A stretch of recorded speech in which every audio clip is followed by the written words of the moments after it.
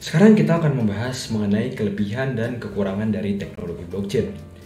Blockchain didesain sebagai sebuah database terdesentralisasi seperti yang tadi kita bahas, yang berfungsi sebagai sebuah buku kas atau ledger.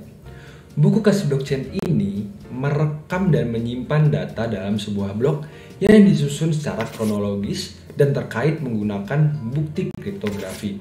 Hal ini sudah kita bahas di video kedua, benar? Nah, pembuatan teknologi blockchain memberikan banyak sekali keuntungan bagi banyak industri.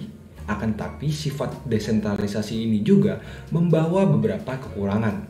Berikut adalah kelebihan dan kekurangan teknologi blockchain. Pertama-tama kita akan membahas mengenai kelebihannya. Kelebihan yang pertama adalah terdistribusi. Dikarenakan data dalam blockchain disimpan dalam ribuan perangkat dalam sebuah jaringan secara sekaligus, sistem dan datanya sangatlah kuat terhadap kegagalan teknis dan cyber attack. Sedangkan kalau sekarang nih, banyak database konvensional bergantung kepada sebuah atau hanya beberapa server yang sangat rentan terhadap kegagalan teknis dan serangan cyber. Contoh nih teman-teman biar kebayang ya. Pernahkah kalian, teman-teman semua di sini yang menonton, mengalami kesulitan mengakses layanan Google? Misalnya YouTube tiba-tiba nggak bisa dibuka, Gmail nggak bisa dibuka, Google Docs nggak bisa dibuka di saat yang bersamaan. Pasti pernah deh. Nah, hal tersebut terjadi karena server Google mengalami temporary problem dan karena semua layanan bergantung dengan server tersebut. Kayak gitu. Jadi kalau server error, ya semua layanannya error. Nah, dengan blockchain, jaringan tidak bergantung pada satu atau beberapa server manapun, melainkan ribuan tersebar. Sehingga jika ada satu komputer miner yang mati atau node yang mati, jaringan tetap berjalan secara normal dan tidak terkendala.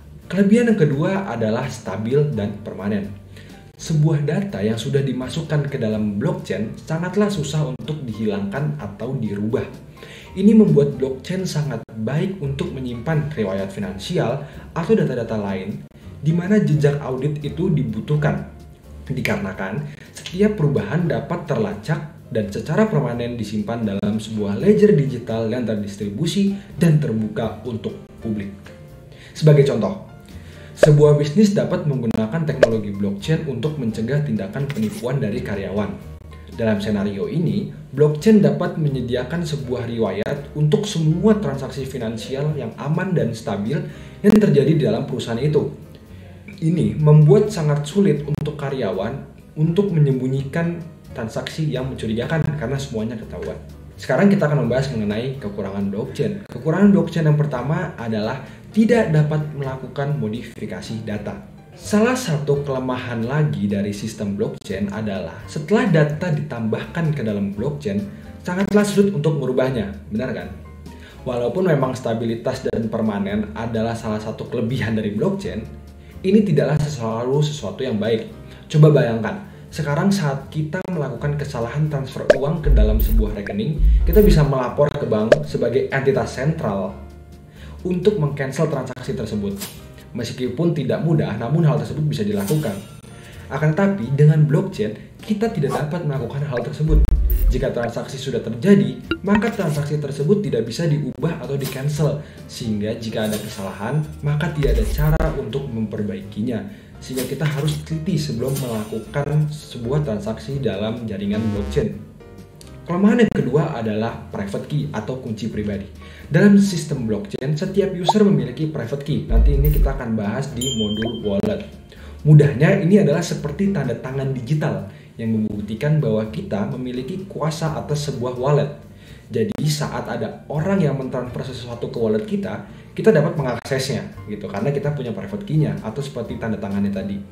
Jadi jika seorang pengguna kehilangan atau lupa private key-nya mereka, secara otomatis uang yang ada di dalam wallet mereka juga hilang, mereka tidak punya akses lagi dan tidak ada yang dapat mereka lakukan mengenai hal tersebut. Kelemahan yang ketiga adalah inefisiensi. Blockchain dengan sistem proof of work tidaklah efisien karena kegiatan mining yang sangat kompetitif. Hanya ada satu pemenang setiap 10 menit, sehingga pekerjaan mining lainnya menjadi sia-sia. Hal ini menginsentif miner untuk terus menambah kemampuan komputasinya agar chance untuk menang bertambah besar. Oleh sebab itu, teman-teman mungkin sering lihat berita mengenai sumber daya, khususnya sumber daya listrik, yang digunakan oleh jaringan Bitcoin itu meningkat secara pesat dalam kurun waktu beberapa tahun terakhir ini. Dan sekarang jaringan blockchain ini telah mengkonsumsi lebih banyak energi dari satu negara seperti Denmark, lebih dari Irlandia, dan bahkan lebih dari Nigeria. Bayangin, untuk menjalankan jaringan network blockchain ini, listrik yang dibutuhkan itu lebih banyak daripada yang dibutuhkan oleh Denmark, Irlandia, dan Nigeria. Hal inilah yang sempat dinyatakan juga oleh Elon Musk yang khawatir mengenai sumber energi tidak terbarukan yang digunakan untuk menambang Bitcoin. Kesimpulannya, di luar kelemahan-kelemahan tersebut, teknologi blockchain memberikan banyak sekali kelebihan, and blockchain is here to stay. Kita masih memiliki jalan yang sangat panjang untuk sampai pada tahap adopsi massal. Akan tetapi, banyak industri sudah mulai mencicipi sistem blockchain. Kira-kira menurut kamu, apa aja sih manfaat dari blockchain? Kita bahas di video selanjutnya ya.